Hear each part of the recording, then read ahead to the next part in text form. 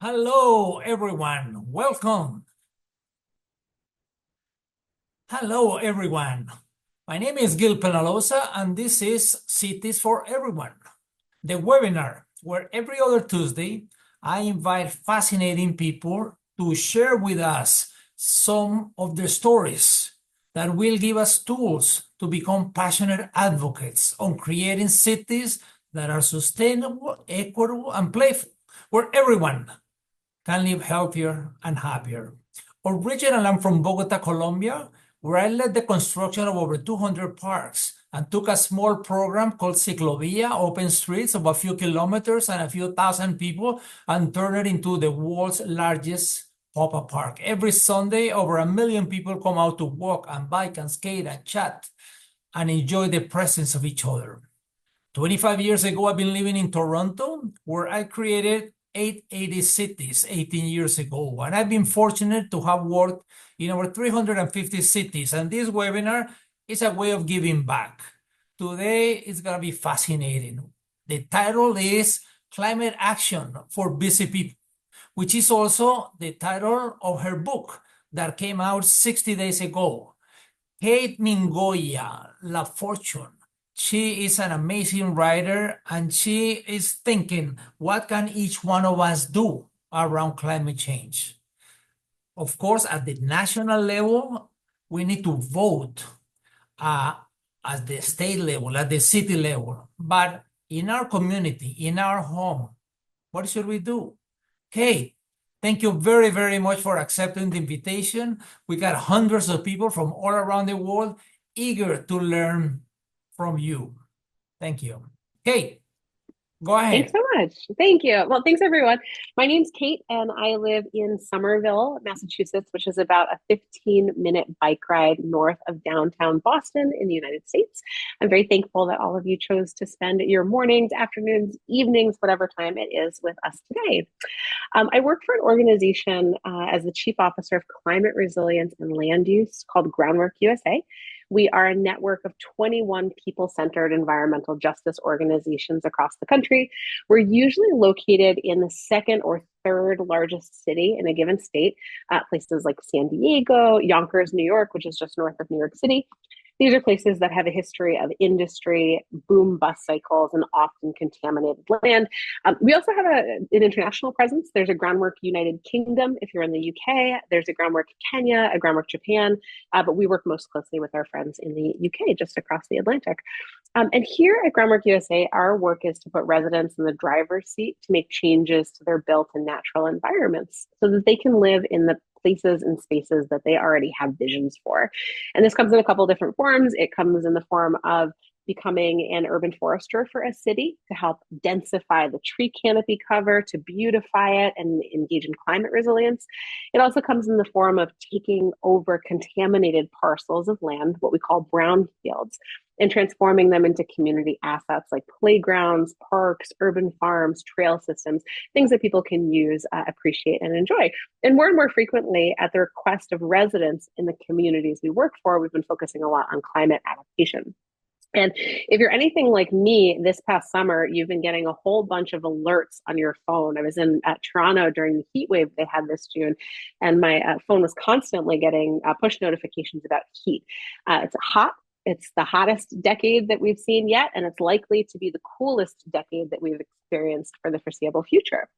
And traditionally, the way that we've heard climate adaptation or climate and the climate crisis spoken about on a global level has focused on the natural and wild environments.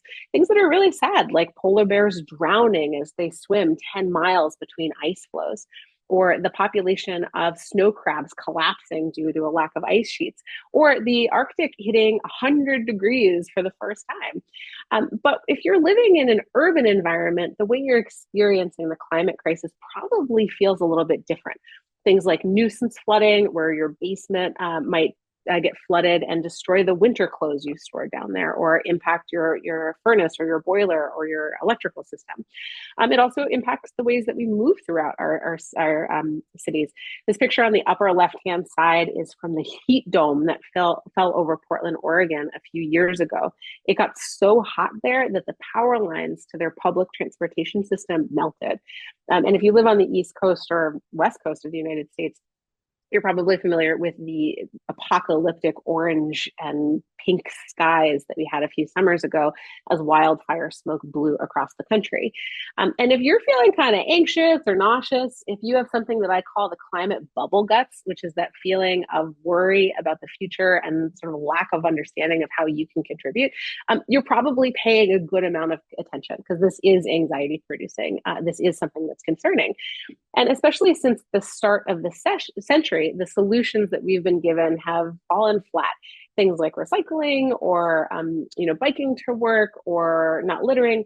Just as a footnote, these are all things you should do. They are important, but they can sometimes feel small in comparison to the scale of impact that we're feeling from the climate crisis. And that's why I wrote the book, Climate Action for Busy People. The presentation that I'm going to do today is going to hit the first 2 points that are talked about in my book. One, why do things look the way that they do? Why are we experiencing heat and flood and drought and fire in the ways that we are? And then I'm also going to talk about the positive things that are happening, either things that are already happening to make the world better, and the things that you can do today with a handful of hours alone or with friends to help keep your community safer from the climate crisis. All stuff that's talked about in my book, but I'll give you a run through of a lot of it today. I like to start my presentations with this picture. It's of the Lower Price Hill neighborhood in downtown Cincinnati, Ohio, which is in the middle portion of the United States. And this is a view looking northwest. And I want you to think that if you were hanging out on a hot summer day, where in this neighborhood would you want to be? If you're anything like me, you probably want to be on the left-hand side of this dotted line. There's a lush tree canopy cover that is casting shade, and it's going to be a lot cooler. There are open patches of grass that are going to absorb stormwater, and the roots of those mature trees are also going to absorb stormwater, making that side less likely to flood and also less hot. The right-hand side, which I want to emphasize is on the same block, literally the same block in this neighborhood, the picture looks a lot different. There's a high school that's in sort of the background that you can see, and a tremendous amount of impermeable pavement, which is going to absorb the solar radiation from the sun throughout the day and then radiate it back out, contributing to what we call the urban heat island effect, where areas that have more pavement, like driveways, parking lots, roads, rooftops, get hotter and stay hotter on those warm days. Additionally, the tree canopy cover doesn't really exist. The trees that are there are dead, dry, and desiccated. They're not casting much shade, and their roots are not going to do much to absorb stormwater.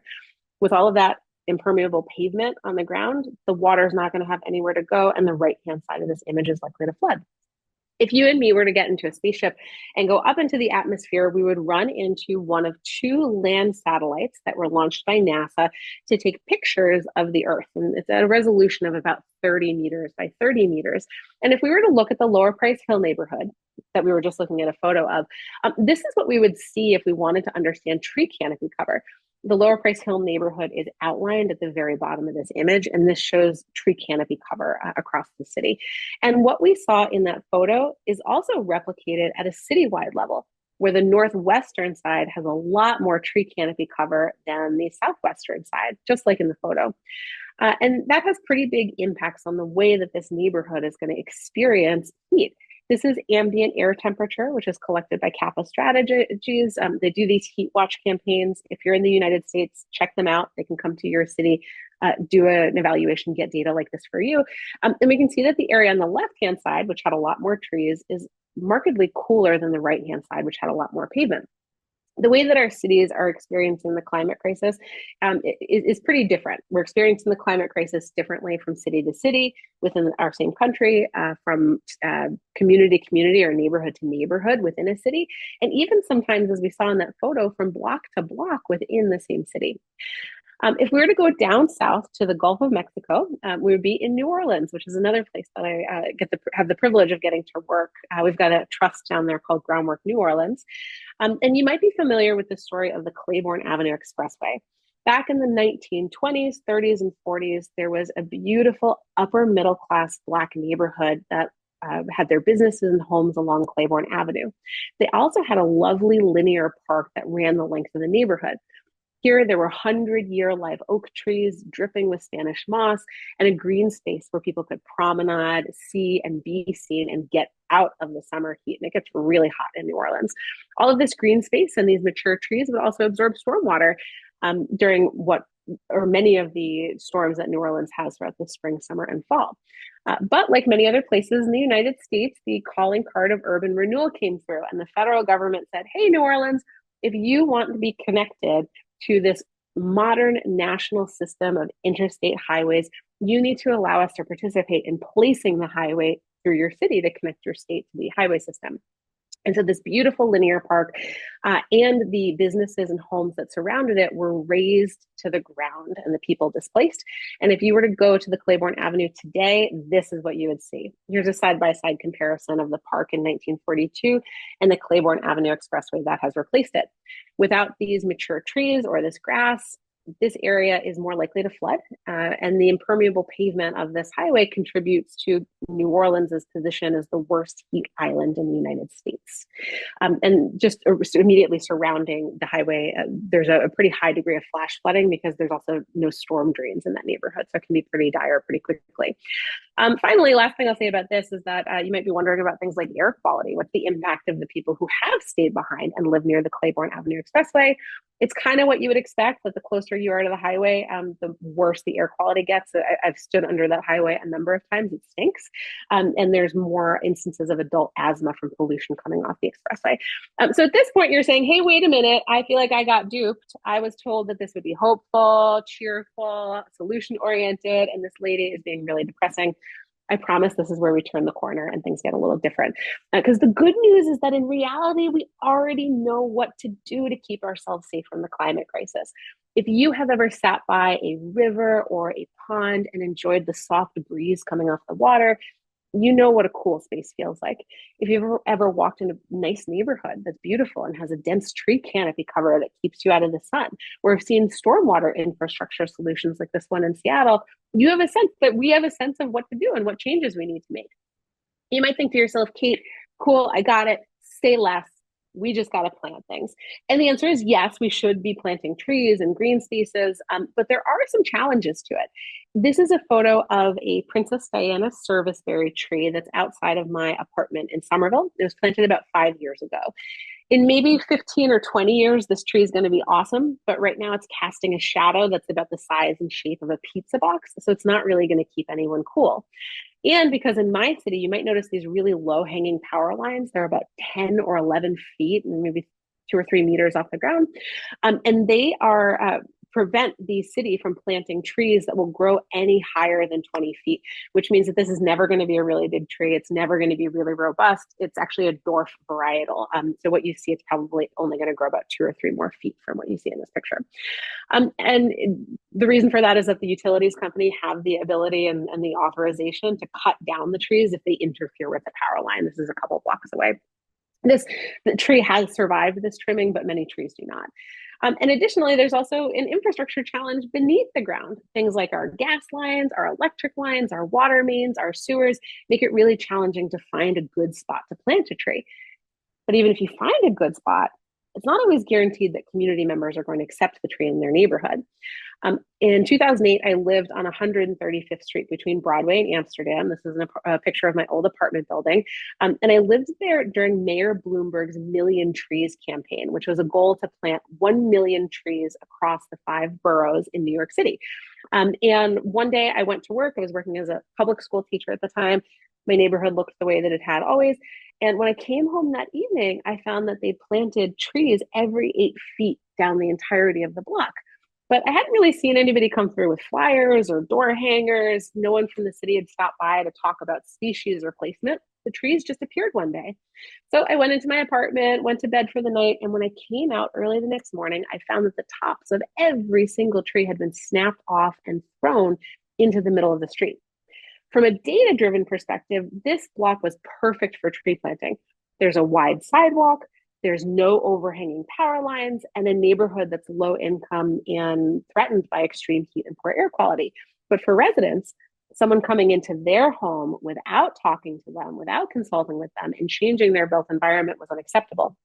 Additionally, residents were also feeling the gentrification and displacement pressures coming from southern Manhattan and felt like these trees might provide a risk.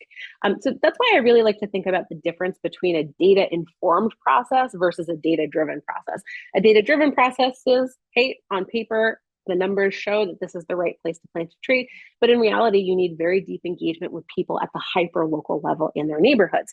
One of the projects that I've gotten to work on at Groundwork USA that I'm most proud of is our Climate Safe Neighborhoods Partnership, which I talk a little bit about in the book. It's a 16-city partnership to work with residents to get a more equitable distribution of climate resources in their neighborhoods. And we spent about 3 years building resident capacity to intervene in things like master planning processes, budget cycles, things that help to move money from one place to another. Our first year is spent figuring out, why do our neighborhoods look the way that they do? Like, for example, the New Orleans example. The second year is spent working with residents to understand how decisions are made at the local level. Who's your city councilor? Why do you have a mayor and a city councilor? What does the planning department do? Figuring out that sort of stuff, and then prioritizing the changes residents would like to see. And then finally, working with residents to self-advocate for a more equitable distribution of resources. And we've gotten everything from changes to the master plan to hundreds of thousands of green infrastructure dollars put into communities. And that work was done by residents for residents in their neighborhood. And we do everything from citizen science or community science data collection. Where is it hot? Where are there trees? Where are there not? To doing organizing and door knocking to hear from residents about the priorities and changes that they would like to see. So really that data-informed process is something that I think is very important. So that's kind of a high level of the work that I've done, and that's sort of brought me to write this book. But you might be wondering, like, hey, what are the solutions? What are the things we can change at that local level?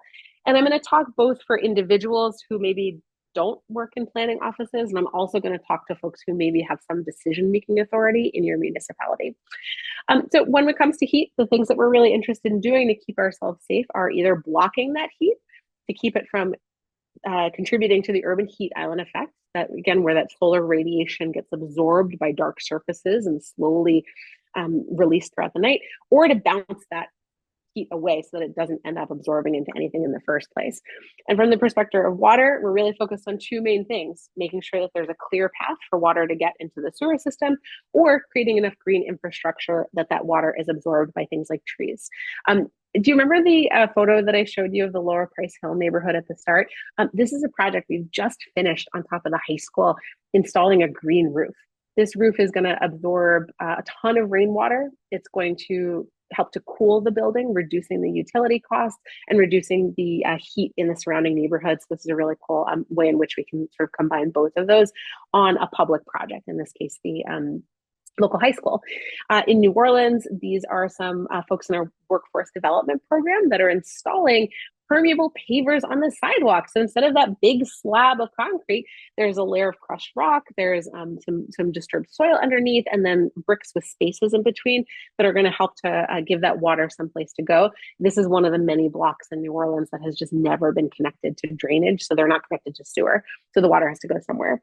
And I also wanted to highlight a cool innovative use of a small space. If you've ever been to Elizabeth, New Jersey, which is about 45 minutes south of New York City, it's the second largest port in the country, and it is an incredibly dense city that's threatened both by flooding from the Elizabeth River and storm surges from the Atlantic Ocean. And they also don't have a lot of green space and a lot of spaces to use. So residents came together with the folks at Groundwork Elizabeth to plant a microforest. If you've never heard of a microforest, it is a really dense planting of trees, shrubs, and ground cover that can have the same impact in terms of heat and air quality and flood mitigation of a forest that is 50 years old in only 5 years. So there's a tremendous amount of utility to these microforests. It's something that we're still sort of exploring in urban spaces. And so they took this old contaminated lot, there's dirt and debris and garbage and old cars and stuff on it, and turned this into a microforest, which is now thriving.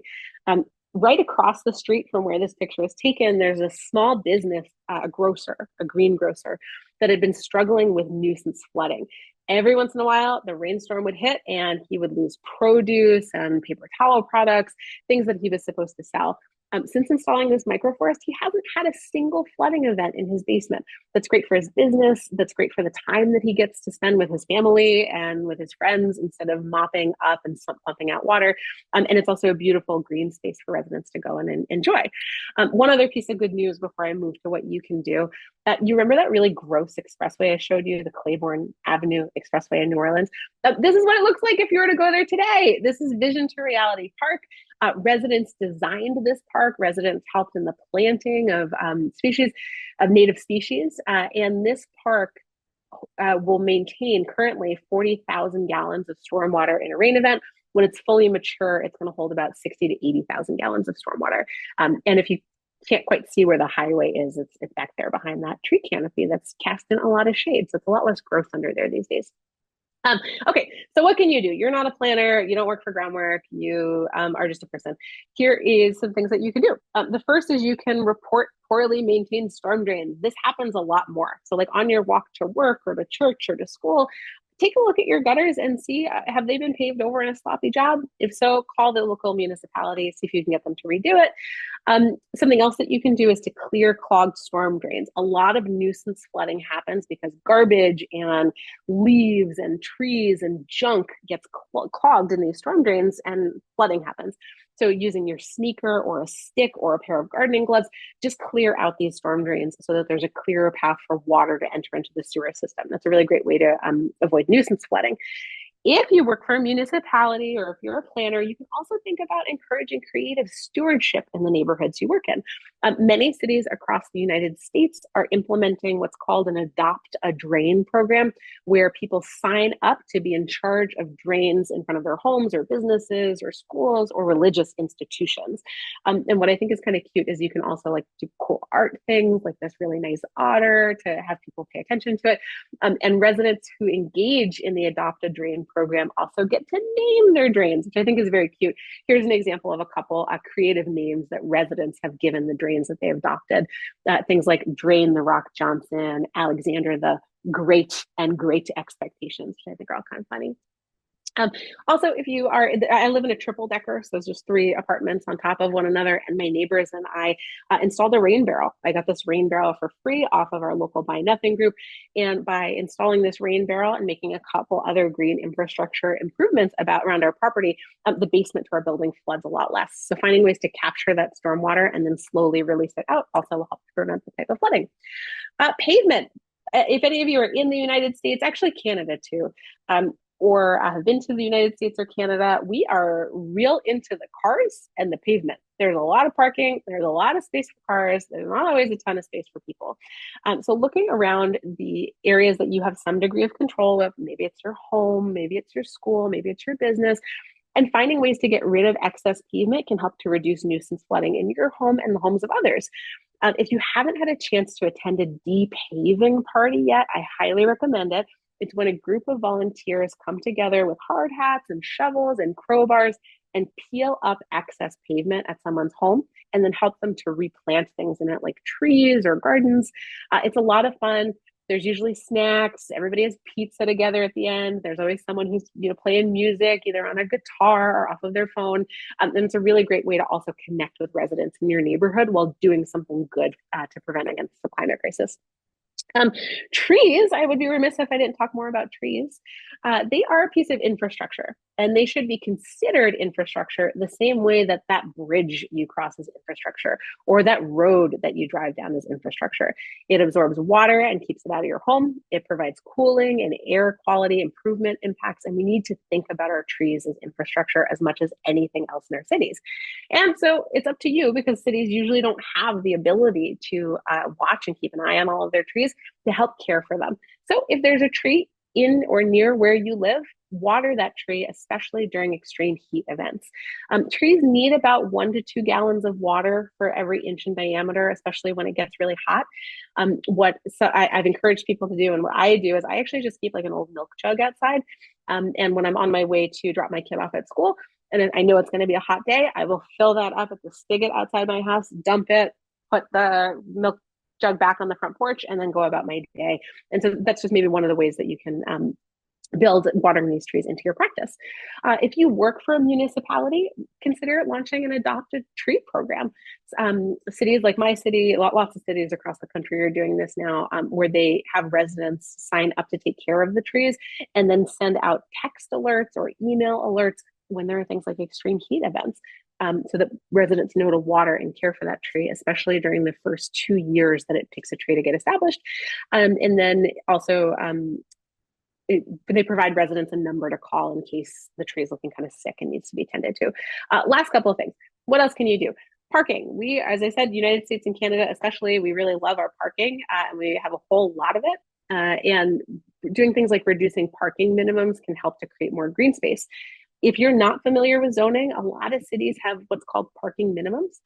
So for example, in the city that I am just across the street from, they for years and years had a parking minimum. For every one unit of housing, every one bedroom unit of housing created, 2 parking spots needed to be created on site. That's a lot of area to park the car, to drive it, to circle the parking lot to try and find a spot. So by reducing parking minimums, as that city and many others have done, it creates more room for things like green space. And then also finally, the tree conservation ordinances. I showed you that very sweet little sapling in front of my apartment. It's not as useful yet as a tree that already is holding onto carbon, already has a mature root system to absorb water, and already has a broad tree canopy. So doing things like tree conservation ordinances, which require people to preserve trees on their property and require developers to work around trees, can be a great way of helping your community. Last thing that I'll say, and then I'll wrap it up, is to get to know your neighbors. And I think that this is one of the most important ways that we can keep each other safer from the climate crisis. The time to get to know your neighbors is not in the middle of a hurricane or a flood or an extreme heat event. The time is right now. Because if you know your neighbors and their priorities and their interests, you're going to be able to do things like know to check in on Mary across the street because she's 80 years old and it's going to be extremely hot this week. Or you know that your neighbor down the road might want to borrow your sump pump to pump out the flood water that's accumulated in his basement. Or maybe just getting to know one another. You can work on projects like de-paving projects or going around and checking the health of trees in your neighborhood. So if you've ever shown up to a block party with a bag of chips, if you've ever made small talk with a person in your apartment building, then you're one step closer to keeping your community safer from the climate crisis. So I'm going to end there. Thank you guys so much. I'm looking forward to the conversation. You can learn more about me and my work at catemingoya.com. You can check out the organization I work for at groundworkusa.org. And you can also check out my book, Climate Action for Busy People, which is really focused on the tangible things you can do today to help keep your community safer from the climate crisis. Thank you. The last question, I mean, we could have gone on for a couple of hours, but is we always ask our guests to provide a call to action. You have here people from all over the world, from South Africa, from Kenya, from Denmark, from Chile. What would be your call to action to everybody? What can we do, including, for example, the children? Now I have 2 grandchildren, and actually, I said, "What do you want to do in the summer? Do you want to go to a summer camp of soccer?" Or they say, "No, we want trees, we want trails, we want insects." So they are changing. Also, older people is 1/3 of our life over 60. And older people have a lot of time, and older people are givers. So what can they do? So what would be your call to action? I would say to just start with one thing. Their biggest danger that I think we face is the danger of losing hope. And when we feel overwhelmed by the enormity of a problem or the enormity of a solution, it can be really hard to get involved. But just choose one thing. If that one thing is caring for the tree near your house or clearing the storm drain, that's a great place to start. And then maybe you're ready for something else. But just really feel the empowerment of what it means to care for, to come from a place of love, and to take care of something in your community. And that opens the gateway to a lot more work you can do at the local level to keep yourself and your community safe. And you can check out my book, Climate Action for Busy People, which is now available in the UK, Canada, Australia, the United States, for a long list of those really small things you can do in your neighborhood in case you haven't generated some yourself. But thank you so much for inviting me. It's been a joy to be here. Oh, I love it. Yeah, people, let's try with things that are low cost, low risk, but high visibility, because this will give you the energy and the oxygen Yes. to do bigger things, more challenging, more complicated. Cate, thank you very much. And everyone else, in 2 weeks will be our guest, the mayor of Bratislava. Have a wonderful day, night, wherever you are in the world. Thank you. Bye. Cate, thank you, thank you, thank you. It was amazing, your knowledge and practical advice on specific things that each one can do in our homes, in our neighborhood, in our community, with our local leaders, with our friends. Because at the national level, of course, we need to vote, we need to participate in anywhere. But actions, sometimes we feel overwhelmed with gigantic issues, but then it's nice that you brought us down to our home, our neighborhood, our own community, on specific actions that we can do. I hope that everyone that watches this video will share it with your elected officials, with city staff, with the media, with advocates, with activists, with as many people as possible, because we need to move from talking to doing. Okay, thank you very much. And everyone that participated, thank you. See you in 2 weeks.